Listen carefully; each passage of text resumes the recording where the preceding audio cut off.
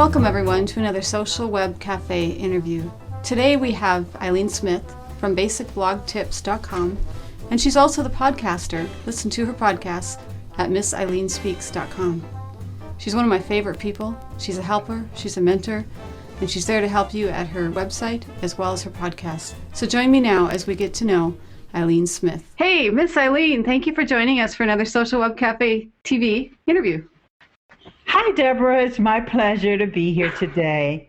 I have to say, you are one of my favorite people.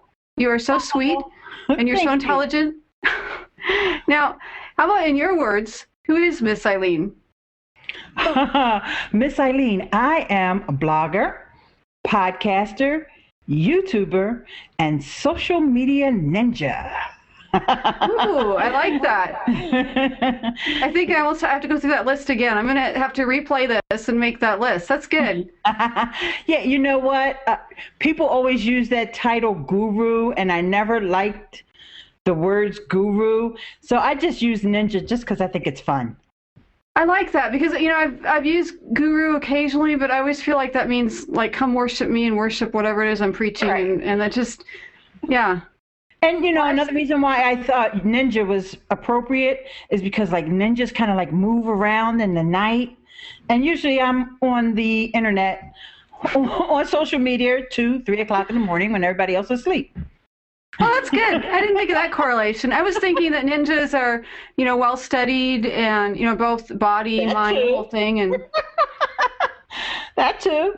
But like not that I'm a ninja guru, because I'm not. I don't really know anything. But no, I'm not a guru. I'm just like, you know, hang out on social media a lot. Excellent. Now, tell us a little bit about. We all know you from basicblogtips.com, and for those of you watching that haven't visited, you need to go visit basicblogtips.com. But also your podcast. You want to tell us a little bit about your podcast? Yes, my podcast is Miss Ileane Speaks. And just to give you a little background on where that came from, when I started my first blog on WordPress.com, it's actually Ileane.wordpress.com, I decided to give it that title, Miss Ileane Speaks. And even though I transitioned from that blog over 2 years ago, I also used that name on my YouTube channel. So when it was time for me to get my podcast, my audio podcast, up and running, I thought, why change names? I'm already using Miss Ileane Speaks, and it's even more appropriate for an audio podcast. So I stuck with it.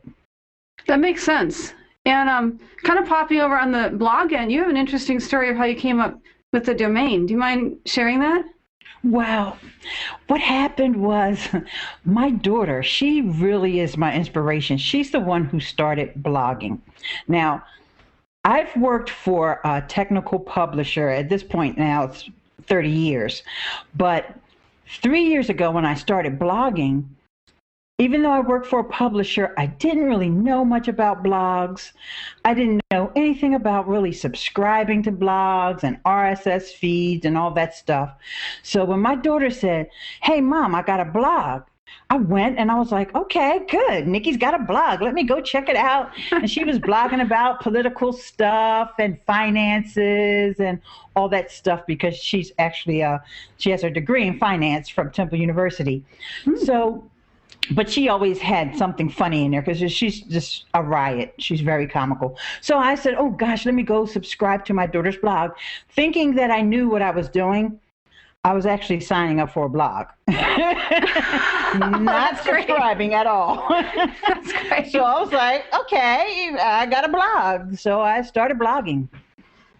And really, that's how I started with the whole concept of tutorials, because at that time, WordPress.com did not have one centralized place for people to go to for tutorials. So it was kind of like you were all over the place, searching on the internet, looking for, to resolve problems of how to do things on WordPress.com. And so I decided, well, since I'm finding these things out as I discover them, I'll start writing about them, and other people probably be interested in these as well. So sort of a pioneer as far as the timing. You're a pioneer as far as the how-to and the blogging. Well, yeah, and at the time I didn't know it. It was like I said. And then the other thing was my best friend, her name's Kissy. She lives in Atlanta now, but she's from Philly. She decided to start a blog on Blogger. So we were like, this is the age-old debate. What's better, WordPress or Blogger? WordPress or Blogger? And so I figured, well, I'm going to try Blogger too. So I actually started a Blogger blog like maybe a month or so after I started the WordPress.com blog. So I still use Blogger. Even though I don't use WordPress.com anymore, I still use Blogger today. Really? Yeah. Oh, I love Blogger because it's easy. Okay, wait. Is your main blog on Blogger? No. My podcast blog is on Blogger. And MissIleaneSpeaks.com is on Blogger. Oh, okay. Oh, I desperately want to stop and go visit your website. Now I'm so curious.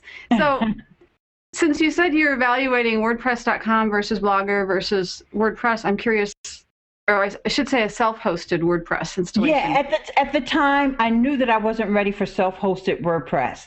And it kind of annoyed me a little that some of the other bloggers, more veteran bloggers that I was meeting at the time, because I did a lot of blog commenting and a lot of networking from day one. Okay, and some of the bloggers that I would come in contact with would say, oh, you're not a serious blogger if you're using WordPress.com. Oh, that's sad. It's funny because when I got my very first Google PageRank update, I got a page rank of 4. On the WordPress? On the WordPress.com blog. And I went to all those bloggers and I made sure I left comments on their blog that included something because everybody was writing about PageRank. And I was like, yeah, and they said, oh, that's because you're on WordPress.com. I was like, no, that's not why, because plenty of the WordPress.com blogs only have PageRank of 0, 1, or whatever. So exactly, they're taking in the subdomain on that one, and I don't know what the page rank is for WordPress.com, but if that were true, everybody would have that page rank. Exactly. So that's why even today I encourage people, like for example, one of my first podcast episodes that I talk about starting your blogging journey, I don't discourage people from using free platforms like WordPress.com and Blogger, because that may be just what you need to get your feet wet. There's so much thrown at you when you first start blogging. You got to learn how to do SEO. You got to learn about images. You got to, learn how to use a platform. You got to network, social. Now all these social media sites are out. So it's just a lot. And when you're on self-hosted WordPress, you got to deal with plugins. Oh my gosh. So to me, and this is one reason why I still use Blogger, it's so much easier if you can just write. If you don't have to worry about all that stuff. Of course, you have some learning things, there's a little learning curve. But when you don't have the challenge of that really steep learning curve, and you can just write, I think that's a beautiful thing. You can always migrate your blog later. That's so true. I started with a Blogger, and I actually have an IT background, and I wear many hats. So I'm a developer, like software architecture, and I started with a Blogger. But I was working at the time, and sometimes it's a time savings. Even if I know all the coding and so forth, I just don't have the time to develop my own stuff. Now, I gradually migrated over because that developer side really wanted to get in there and tweak things, Right, yeah, sure. But it's a great platform. I haven't used the WordPress.com platform extensively because I want to go back to my self-hosted, but yeah, and when you compare WordPress.com to self-hosted WordPress, hands down, you're going to want self-hosted WordPress if you're willing to deal with, like I said, the learning curve of using all the plugins, because plugins, although they can be a lifesaver and a time saver, they can also be a huge pain in the neck. Absolutely. I don't even want to tell you how many plugins, because I'm like plugin happy and adding things, and then pretty soon when it's like, wow, that page isn't loading really fast, I can spend a whole day trying to figure out which plugin is causing it. And then every time WordPress does an upgrade, which as we all know now is going to be at least once a year, the first thing that's going to happen is one of your plugins is going to break. I don't care if you only have 6 plugins, one of them is going to break. Yep. Yep. So, it's just a little bit that you don't have to worry about. And just want to add that since we are talking about that, and I know there are a lot of WordPress bloggers who may have gone through this when I'm talking about self-hosted WordPress. If you ever do run into that problem where you upgrade WordPress or you upgrade something and all of a sudden something breaks, the best thing to do is a little troubleshooting. Deactivate all your plugins and then turn them back on one by one until you find the source of the problem. Absolutely. So that's one. I can't go. I'm always doing tutorials, so I can't go just brush over that without telling people that. No, that's excellent advice. And to add to that, if you want less hassle in your troubleshooting, don't have 60 plugins. Have 10. Right. Eliminate as many as you can. And this is probably why so many people love Comment Love. Oh, yeah, it's my time to plug Comment Love. Okay, go for it. I love Comment Love, too. I know we're both fans of Comment Love. And I just wanted to tell people there's another thing that you may want to know about me. I am the official Comment Love ambassador. So if you have a Comment Love blog, reach out to me. Let me know. We have a Pinterest board. I'm constantly posting on Facebook and even now on Google+. So just wanted to put that out there. But once you have Comment Love Premium, you can eliminate, I think we're up to 9 plugins, other plugins that you can eliminate now just from one plugin, which is Comment Love Premium. Okay, I'm really curious. Do you have the list? Off the top of my head, I'll try. Okay. I'll try with the ones that I know because it just got added recently, and that's the Reply Me plugin. Now, one thing about WordPress that I never understand why they don't have the subscribe to comments built into the core of WordPress, but they don't. They want you to have Jetpack. Okay, so if you have Jetpack, that's another one that you can get rid of because you don't need it anymore. So Comment Love works off of the default commenting system of WordPress. It's not an additional commenting system. So if you're using Discus or Livefire, you can get rid of those when you get Comment Love. Okay, you also can get rid of Gasp, which is another plugin by Andy Bailey as well, but it's also incorporated in Comment Love Premium. Let's see. What else, Deborah? Help me out. I was so fascinated listening to you. I wasn't counting. Oh gosh, there's so many. You know what? We'll come back to that because I'm going to have to think about some of the other ones. I'm so spoiled. I've had Comment Love Premium for over a year now, so I can't even remember half the ones that I got rid of. They're just so. I love it. It also gives like the dashboard. Wait. I was going to say dashboard lover. That's not right. Yeah, Comment Lovers widget.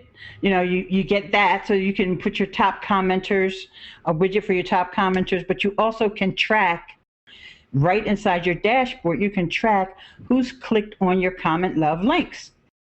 Yep. No, on the dashboard where it tells you who the lonely lovers or the who you've forgotten. Well, you haven't. So handy. Very handy. Yep. Because I don't want to forget anyone, so Andy's built that in, and that's really helpful to some of us that get a little distracted. What is it that motivates you to continue to blog and to podcast? Well, as I was telling you that story about when I first started blogging, and I've always felt that I've had sort of a calling to teach people.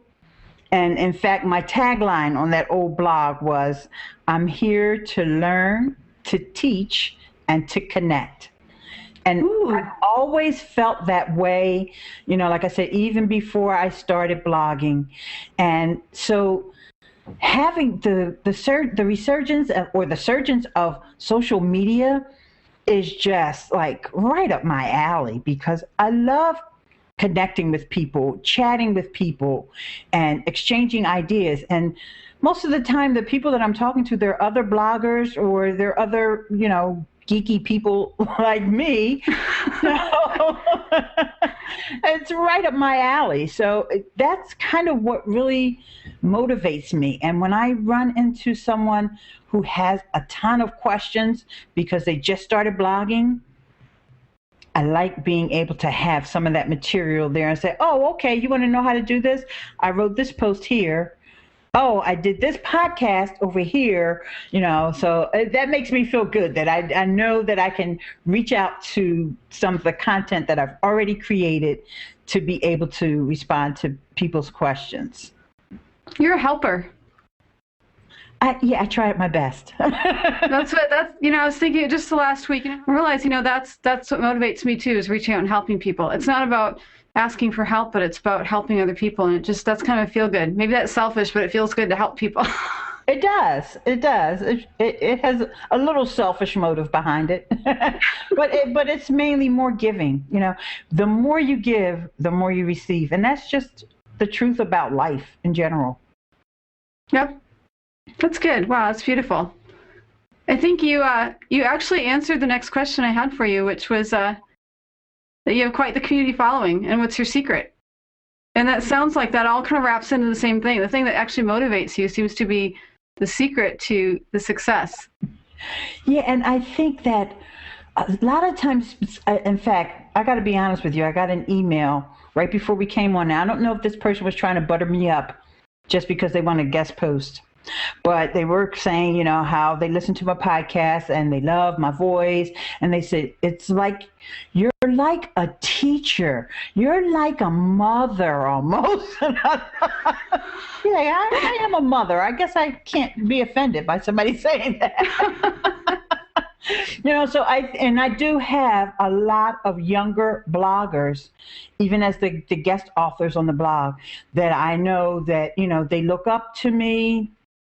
And I really do enjoy the mentoring. You know how I've sometimes described you as far as a visual? And please tell me if this is offensive in any way.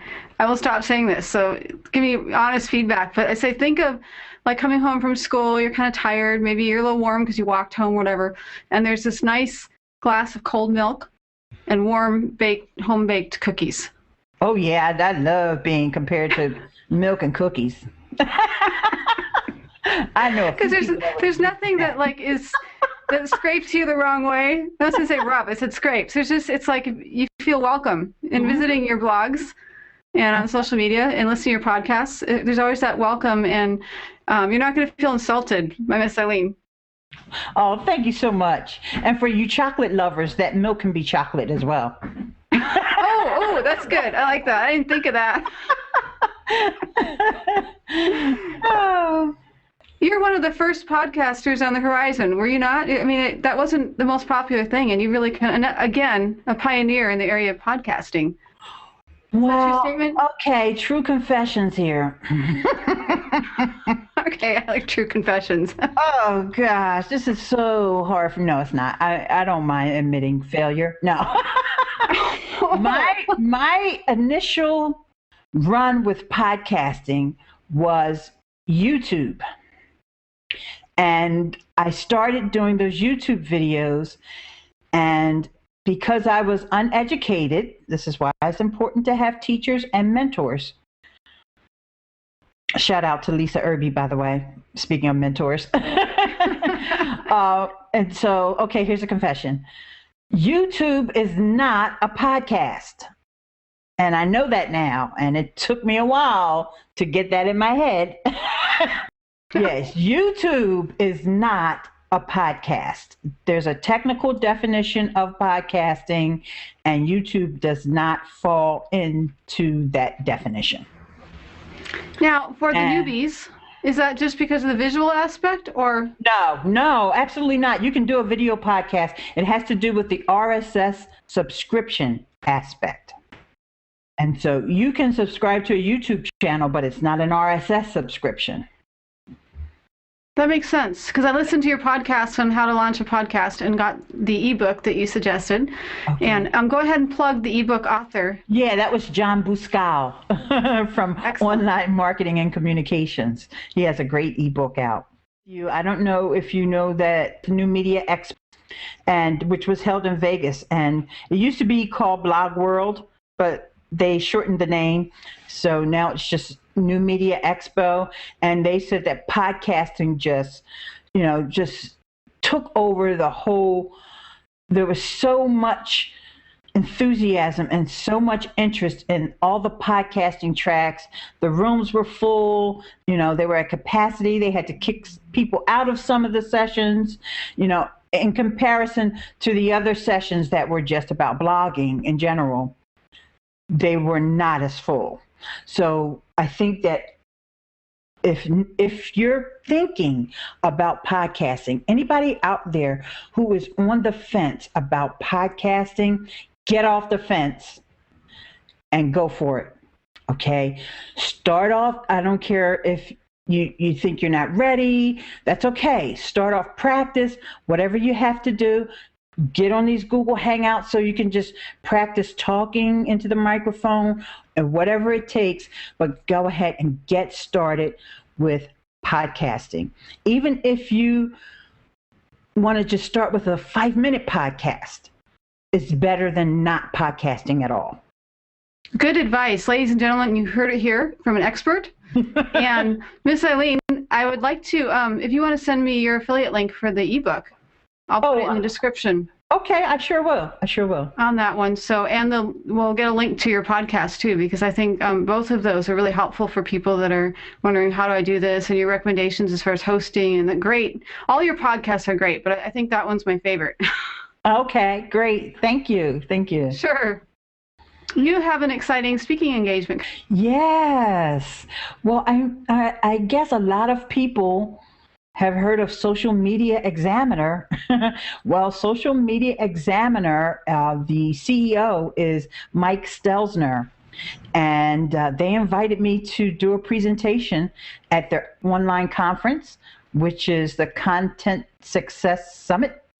But that's Social Media Examiner. I mean, that's primo as far as content. If anyone hasn't visited, you need to go to their website and visit the content. A lot of great writers.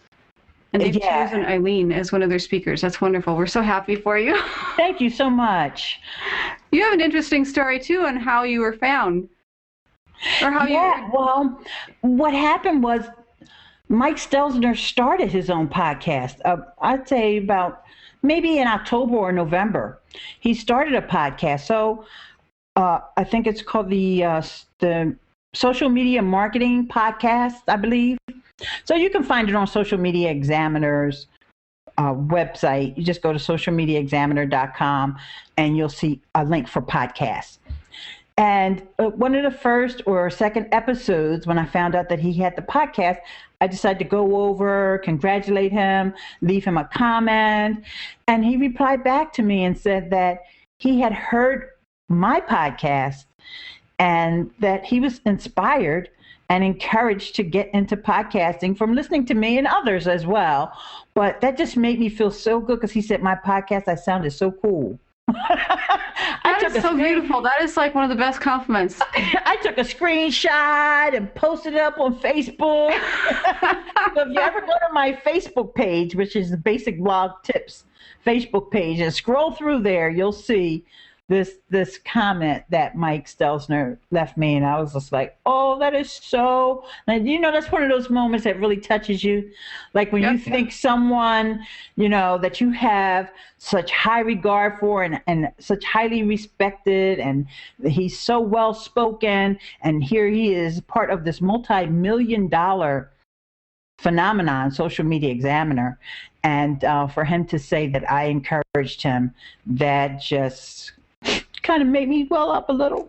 Well, that's beautiful. It's beautiful anytime someone takes a moment to say, I really appreciate you, because I know sometimes even on YouTube videos, you wonder, is anyone watching? And if they're watching, what are they thinking? Or is this helpful? Or, and then to have somebody come back and say something like that, it's like, wow, it's kind of like a double compliment that they're watching and they appreciate you. And someone like that from such, like you said, from Social Media Examiner. That's just beautiful. Yeah. I mean, I didn't even know he knew who I was. Exactly. It's like, wow, someone is watching. Yeah. And what you said about YouTube is so true. I got comments in the last couple of days from videos that were 2 years old, people are saying, thank you so much for this video. I've been looking all over for how to do this. I'm like, well, I'm glad you decided when you were in Google searching, you decided to click on video. And then that's when I pop up. And then you're like, oh, okay, she's got the answer. So I like to. Well, and I think even for those of us who like to compliment other people and encourage other people, it's not like I find myself doing that every single time I'm encouraged. Remind myself, hey, you need to give some feedback and let this person know that you really appreciate them. Because a lot of times I'll watch YouTube and, laugh hysterically, this is great, and email it to a friend.